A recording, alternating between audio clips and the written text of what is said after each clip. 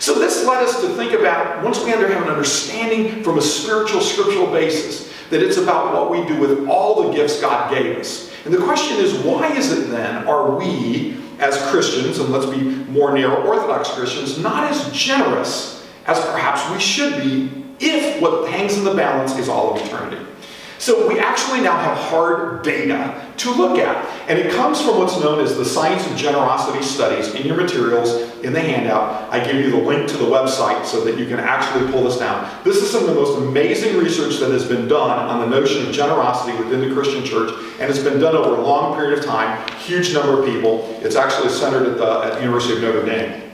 I actually did a small segment on the Science of Generosity Studies on my Ancient Faith Radio podcast, Stewardship Calling. You can go. The April 30th, 2017 episode was devoted in part to the Science of Generosity Studies. But let me give you the summary here so that you can take it away with you. There are 5 really big ideas that come from the Science of Generosity Studies. Here's what the research, thousands of people over long periods of time, shows. Number 1, each person usually decides whether or not they will be generous and a giver at a fairly early age, which is interesting. That's not something we necessarily intuited. Then that number 2 finding was that generosity forms their adult practices. And by generosity, let's define terms. If you respond to a specific call because of floods or earthquakes, that's wonderful. That's great. That's not necessarily generosity. Generosity is the default that says, I give no matter what. I give always. It is my default answer to give. Not to negotiate and say, well, tell me the goodness of your cause. Tell me how you spend my money. It's I am hardwired to be generous with the gifts God gave me. Okay? So they make that decision. We make that decision. All of us actually make the decision early in our lives, and it informs the rest of our practices. Now we can stop and say, now we see where some of the problems have derived within our churches with vis-a-vis generosity. The third conclusion that they came out with is that reinforced by years of generosity, it becomes a habit. And being a good steward is cemented in their adult behaviors and their DNA. In other words, the notion of generosity that we embrace in the early days, that we habitually practice, is just the way we do things. In fact, when they were asking people who were truly generous, why are you so generous? The number 1 response they got was, what do you mean? I mean, that's just what we do. I mean, I don't understand. I mean, it is so cemented in their DNA. The fourth part of the research showing is that people who give a lot of time and money had parents who did the same thing. When I'm trying to talk to adults, I say, you do understand that you are shaping the future of the church. Not just in everything you do, and we'll talk about some other aspects of it, but in the way you're teaching generosity. And then the 5th major finding is that our own stewardship, bad habits, and lack of education is being replicated in our youth and emerging adults. And this is hard data findings. Let's explore these just a little bit more detail. Again, I refer you to the Science of Generosity Studies so that you can actually see the insights of that. So let's look at the first one, the first finding, what they call the cognitive decision. What they found was, in asking people who are truly generous and those who are not, is that there was a thoughtful reflection period, and they made an existential opinion about themselves as to whether or not they're going to be generous at an early age. It's just a definition about who I am and how I want to live my life. And early age doesn't necessarily mean when you're a teenager, although in some cases it was that early. But it's much earlier than we historically thought it was that we make the decision when we finally have enough resources, right? The second part is that it's shaped initially by their parents and the behavior of other adults that are important to them. In other words, they were watching what everybody did. So when they saw Yaya put $1 in the tray, what did they learn? We put $1 in the tray, right? Third thing, if they don't decide to be generous when young, here's the action item. A parish can actually help people confront the key question, what kind of person do I want to be? Here's where the parish comes in and says, we can actually help our parishioners decide the kind of person we want to be. So the question I ask you individually, are you truly generous? Is it your default to give, or do you actually have to think about it? And have you taught generosity to your children, to your grandchildren, to your godchildren, and everything you do?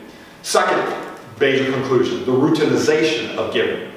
The science shows that after they form a personal generosity decision, people look for easy and routine ways to give. In other words, it's a hard decision to decide to be generous. But once you decide to be generous, you want the easiest way to exercise that generosity. Now, how does this apply itself in the parish? You have to provide them the easiest ways to be generous to your church.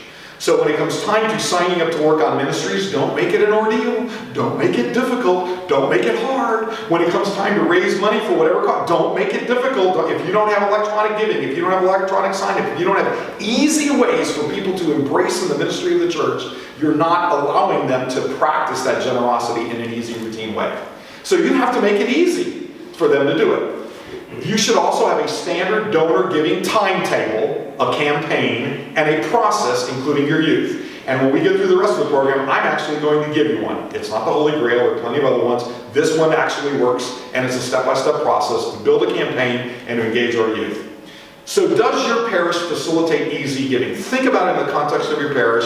How easy have we made it for our faithful to step up and to be generous givers? Third conclusion from the Science of Generosity studies. The culture of generosity. Now this is really important again at the parish level.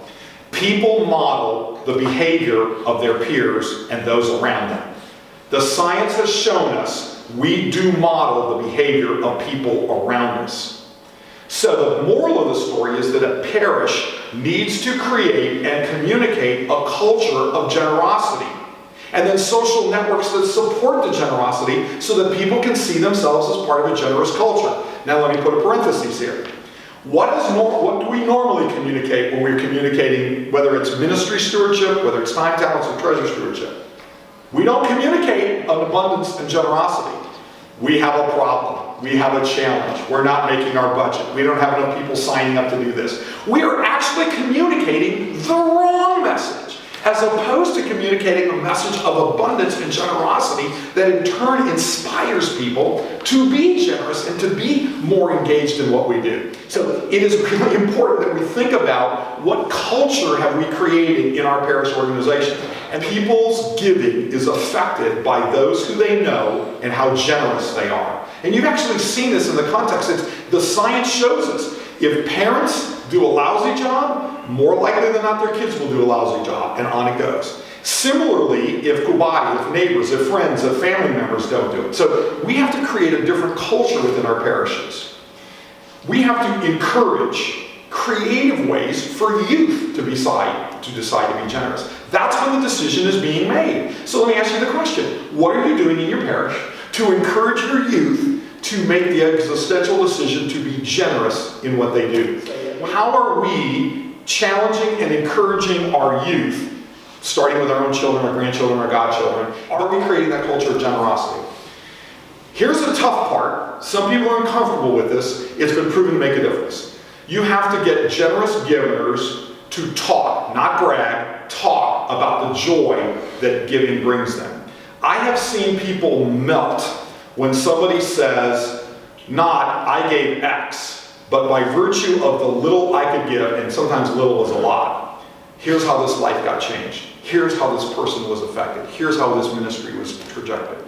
In other words, we've got to get the dialogue around the consequences, the effect, the joy that's created when we're generous givers. And then we have to encourage, not shame, people to be generous in a variety of creative ways. The fourth finding is facilitation. Here's an interesting fact that the studies all showed. Regular church givers are generally more generous in just about everything, their money and their time. Generosity is actually improved when a church makes a religious call to give. And you have to ask and remind constantly, no, consistently. So it's a matter of consistency of it to create that notion of generosity. And then finally, and this is a key message that I try to deliver everywhere I go, talking about needs or paying bills does not work at creating a culture of sustainable stewardship behavior. It is uninspiring. The phrase we use is people give the mission and vision. They don't give the problems and challenges. Now, the unique example of that is if there's a crisis, they will respond to a crisis. There's a flood, there's an earthquake, there's a family need. I get that. That's separate. But if you're trying to create this culture of regular generosity and stewardship, stop talking about your problems. Nobody's inspired by that. I was watching a video of a parish that I'm getting ready to work with, and they were talking about how short they were to compare to the budget, and they were pointing to the thermometer in the church. And I'm thinking, who's inspired by this? But when they talked about the life-changing ministries that they're affecting, the way they're improving people's lives, that gets people people inspired. So has your parish created regular processes to share its vision and its life-changing ministries? Conclusion number 5, parental teaching. We talked about this. Parents have to proactively and explicitly teach their children about giving generously. Kids watch and mimic adults' visible behavior. So they're watching you even when you don't think they're watching you. And what the Science of Generosity studies and the National Study of Youth and Religion shows us is that the number one influencer of young people and emerging adults, their parents. It's not their peers, and it's the other adults who they see and mimic. Here's a problem, however.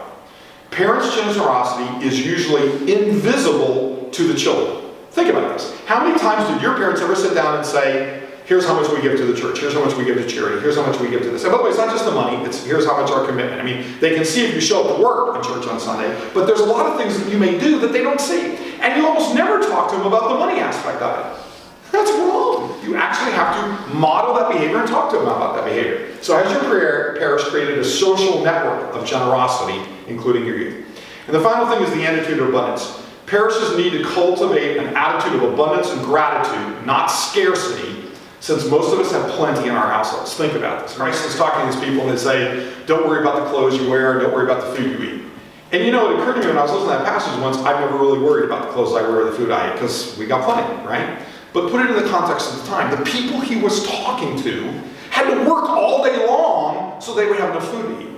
They had maybe 2 tunics, so they worried about their clothing. So put it in the context of your life when Christ is telling us this message. And the notion is creating this, we have abundance around us. We have blessings all around us. Let's start celebrating that and sharing that instead of decrying the lack of this and the lack of we have. Because attitudes of abundance have been shown psychologically, and listen to this, biologically, to cause people to essentially reframe their reality and allow people to become generous. So here's your to-do list item. Based on what we talked about in Holy Scripture, the definitions of stewardship, based on the conclusions from the Science of Generosity studies, how are you going to change the actions and your communication strategies within your parish to teach that culture and that social network of generosity and the attitude of abundance in your parish? I really want you to take some time and reflect on the way you are communicating and the way you've created your culture within your church within the context of Holy Scripture, the most important grounding in that, and the Science of Generosity studies. So let's talk about the second of the 15 principles, and that's leadership alignment. It's what I call PPS. It really requires to have a proper culture of stewardship that you have 3 constituencies all bought into the same strategy. Your priest, your parish council, your parish board, whatever they call it in your church, and your stewardship and ministry leaders. Let's unpack that a little bit. The priest, the parish board, and the stewardship and ministry leaders all must, number 1, agree on the parish stewardship strategy of service and engagement. If you do not have alignment and agreement within your leadership of your parish, stop, do not pass go, do not collect $200, it will fail. Take the time to build a unified strategy about what our stewardship, vision, mission, where we're going in this. And this is a big mistake that people have, because we'll typically anoint someone as stewardship chair, usually because they missed the meeting, or because they're the latest elected person to the parish council, or because they've done it for the last 20 years. And let's face it, they've done it so successfully. No, I mean, this is like, okay, man, we'll let George do it, right? Okay, so, but the notion here is you have to have a unified strategy amongst your leadership. They all have to buy in and actually participate and own it. In other words, you cannot say we are a culture of stewardship that requires service to the church and you don't see your parish council members anywhere. They have got to buy in and own it. They've got to lead the process and be examples, and they have to ensure the approval and buy-in of the parish assembly and the parish as a whole.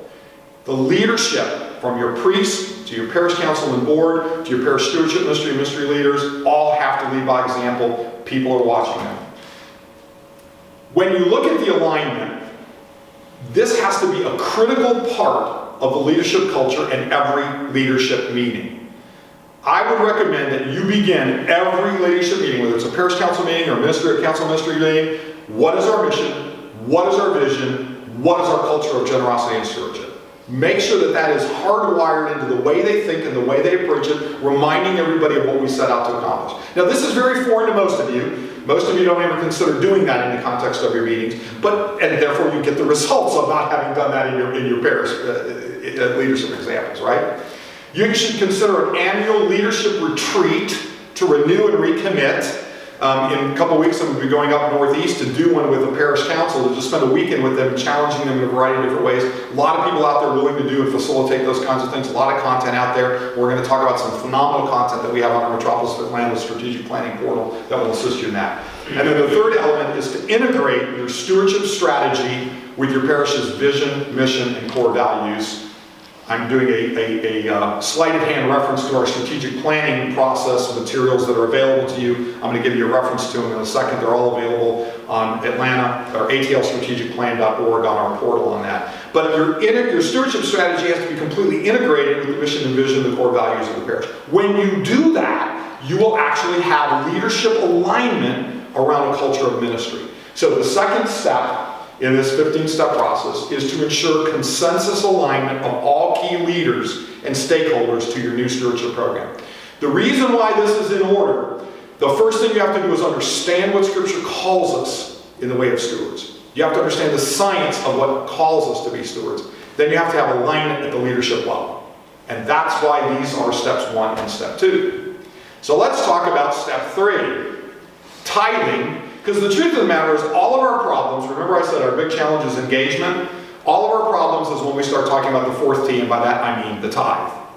And everybody knows the scriptural references. Malachi 3:10 is the one that people like to cite the most. And usually when I'm doing this and I ask for a Q&A, I mean, sometimes I get some feedback, oh, well, that's an Old Testament thing. We don't have to do it because it's in the Old Testament. The mere fact that it's in the Old Testament doesn't make it irrelevant. The two scripture passages from Matthew 5:17 and 23:23, I like the last one. That's why I've underlined it. And I'm going to skip over some words where basically it said, woe to you, the scribes and Pharisees and hypocrites. You pay the tithe, blah, blah, blah, and you've neglected the weightier matters of the law, justice and mercy and faith. And then look at the conclusion. These you ought to have done without leaving the others undone. In other words, this isn't just, as we learn in Matthew 5:17, the Lord said, I didn't come here to abolish the law, right? I came to fulfill the law. So we're not exempted from the notion of a tithe. It's just we stop talking about it. Look, if you don't believe me, that's okay. I get it. If you don't want to believe Holy Scripture, I don't understand that, but that's fine. But you've got to believe the greatest lawyer that ever lived, St. John Chrysostom. He said in one of his great homilies, he said, if there was a danger then, he was referring to the Old Testament, in omitting the tithes, think how great it must be now. Right? Think about it. Now this is St. John Chrysostom talking in the 4th century. If there was a danger in the 4th century of omitting the tithes, think how great it is right now in our century. You told me St. John Chrysostom said it, but that's still 4th century. You got anything more modern than that? Okay, I will refer you to the Greek Orthodox Archdiocese of America Uniform Parish Regulations. This is right there, Article 18, Section 1. Stewardship recommendation is the tithe. I'm not making this up. It's there. It's in hard letter code. The bottom line of all of this is that tithing should be each person's ultimate goal. Now notice the key word I've underlined in the parenthetical. A minimum of 10%. Notice what I've added: time, talents, and treasures. A minimum of 10% time, talent. Now why do I say minimum? We'll go back to what we studied in Scripture. The parable of the rich young man, right? What did Christ say the answer was? All in, 100%. So if we're negotiating down to 10%, that's just the minimum. That's the floor level. Here's the other element I want you to think about. It's not just about writing the check or the money. It's about your time. Remember, what is stewardship? It's what you do with all the gifts God gave. But I really want to challenge everybody to reflect on the notion that tithing is not just the money. That's a small part of it. It's a part of it. It's all of your time, talents, and treasures. And it's really the right answer. And so let me give you the numerical answer for those of the people in the audience that like to be numerical people, numerical driven and economically driven. So I'm going to give you some real quick math part. So the median American Orthodox family income. Now that's an interesting question, right? If you look at all Orthodox jurisdictions and you say, what is the median income? Remember, the median income is the one exactly in the middle. There are as many people who have a higher income as there are who have a lower income. It's not the average, it's the number in the middle. So what do you think that number is? Well, I'll make it easy for you. We broke it down. Here are all the different ethnic Orthodox jurisdictions. And so the Russian Orthodox are at the highest median income, over 72 grand, and the Yugoslavian Orthodox are at the low end. Actually, the median of the medians is the Greeks. So let's just use that because we're going to pick the median of the medians. So median Orthodox American income, $64,227, right? 10% of that is $6,400. right? If N is the number of your stewardship units and families that you have, all you have to do is multiply N, the number of stewardship units, times $6,423, and that's what would your stewardship budget be if your people were at the median, and let's face it, many of ours are above it, and if they all tithe. I did the math for you, so here you are. They have almost about 500 parishioners. But here's the challenge I want to ask you to think about. What ministries and services could you provide if your parishioners just made the median and just tithe? Can you imagine the extraordinary things you could do if you literally just got them to do that? Now, how do you get a tithing program started? The vast majority of parishes I go to, when I start talking about tithing, you're the first person to talk about tithing in 10, 15 years. It's unfortunate. We don't talk about it, right? Second thing, you have to explain the economic impact of tithing to your parishioners, not the economic impact of, you'll get a $7,000 more charitable deduction. Okay, that's not what I'm talking about. What I'm talking about is, imagine what we're going to do with that $3.2 million. Let's talk to you about the lives we're going to change. Let's talk to you about the way we're going to make a difference in our community, in our world, right? That's the economic impact. I was working with a parish once and they decided to do this. The priest that Sunday stood up in front of the congregation and said, you know my salary because you approved it in the General Assembly budget. You now know my stewardship contribution because we're tithing. Now, that's a hard thing for some people to do, to jump all the way from wherever we are. And by the way, on average, and again, this is now an average across 1,000, not quite 1,000, but hundreds of Orthodox parishes, we're probably at less than 1/2 of 1%. We're not anywhere near 10%. Now, some are a little bit higher. I've seen a couple that are at the 1% level. I've seen many that are lower, but anyway. So you can do something we call a 10 by 10 program. In a 10 by 10 program, you ask them to contribute 1% of their income in year one. That's it. Now notice what I told you. On average, in Orthodox parishes, we're at 1/2 of 1%. So if you get them up to 1%, you've doubled your budget in 1 year. And that's just 1%. Then in year two, you ask them to add 1%. Notice what you just done. You've doubled your budget again from 1% to 2%. And then in a year, it's 3%, year 4%, year 5%. Yeah, and you keep going until 10 years later, you're at 10%. So it's an easier glide path to get people who are not yet accustomed to tithing on the path to tithing. So clearly, tithing is the best answer, and it's tithing of time, talents, and treasures. You need to develop methodologies to measure time and talents. But here's the next best thing, is percentage giving. Teach them to give a percentage of their income to the church. It's an aspirational goal. And I'll give you a technique that you can use. It's called the roundup. Get them to take whatever they're giving and add to that whatever's necessary to round up to the next highest even number percent of giving. So if they're at 0.5%, ask them to give enough money so that they're 1%. If they're at 1.2%, ask them to give enough money so that they're at 2%. They're rounding up to the next highest even number. Not even number, but you know what I'm saying.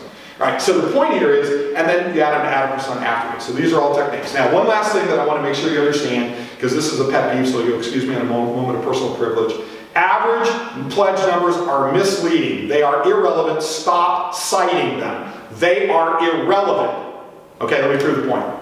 Median is the better number. Remember, the median is the exact halfway point. There are as many pledges higher as there are lower. Let me prove the point. This is a math exercise. You will have to participate in the math exercise. Get ready.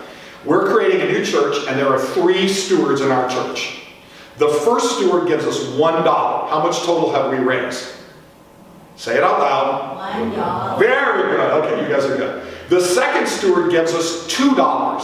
Now we have $1 and $2. What's the total we've raised? $3. Oh, you guys are so smart. Okay, great. We're going to complicate it with a third donor. The third donor is going to give us $3,000. What's the total we've raised so far? $3,003. Perfect, 3,003. The average is you take that amount by the number of donors, so 3,003 divided by 3, your average pledge is 1,001. But what's your median pledge? The number exactly in the middle, 2. Now, why is it that I keep your focus on the median, not the average?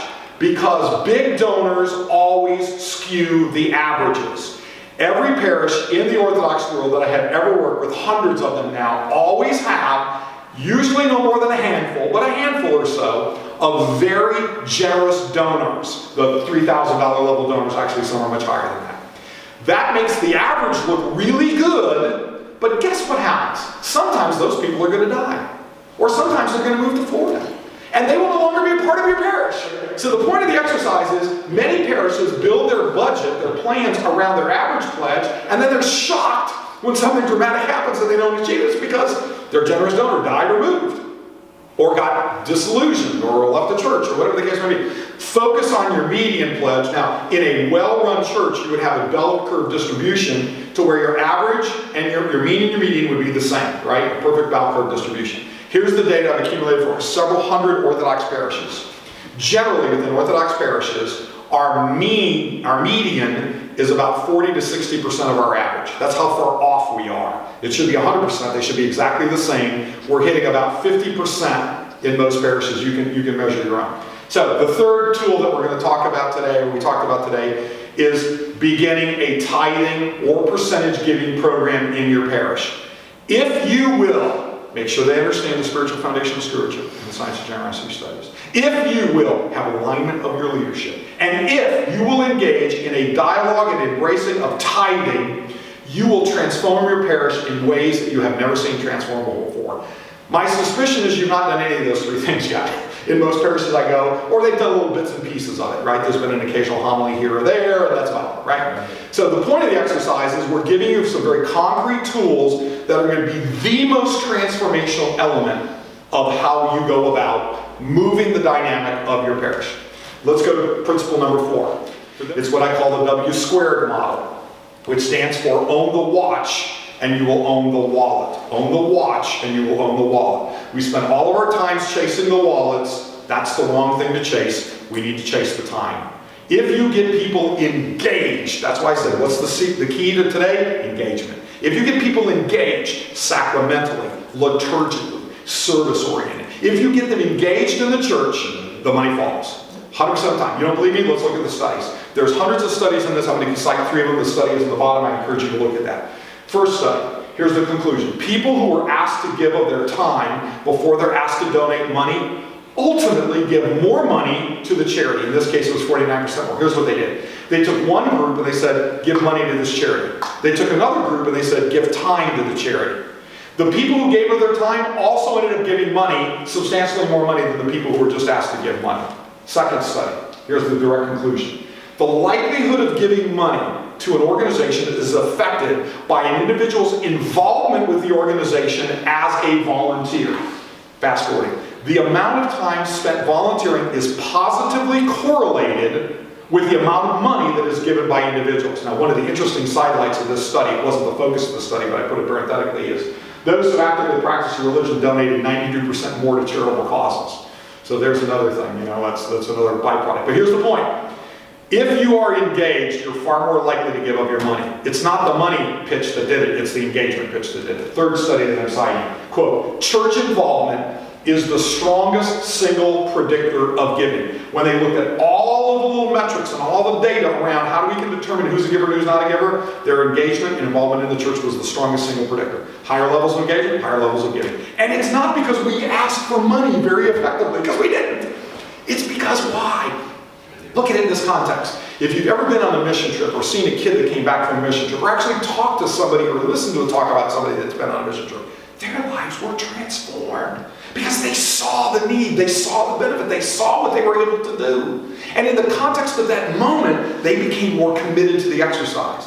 So the key here is really engaging people to focus on their time, and let's be harvesters of time. I mean, the scripture passage, the harvest is plentiful, the workers are few. Send out the workers. Let's get the workers and then say, let's collect their money. Send out the workers. It's engagement of time. We'll spend more time in that later. But the fourth principle to transform your parish's vision and stewardship is not only understanding scripture and the science of generosity. It's not only getting alignment of your leadership. It's not only really focusing on the whole notion of tithing. It's understanding that if we engage people in our lives of our church, the money problems disappear. And I will tell you, I'm working with literally hundreds of parishes, those that have embraced just this principle have seen extraordinary results. But what I can tell you is it is scientifically, psychologically, biologically, and empirically proven that if you will engage people, you will end up with substantially better economic results.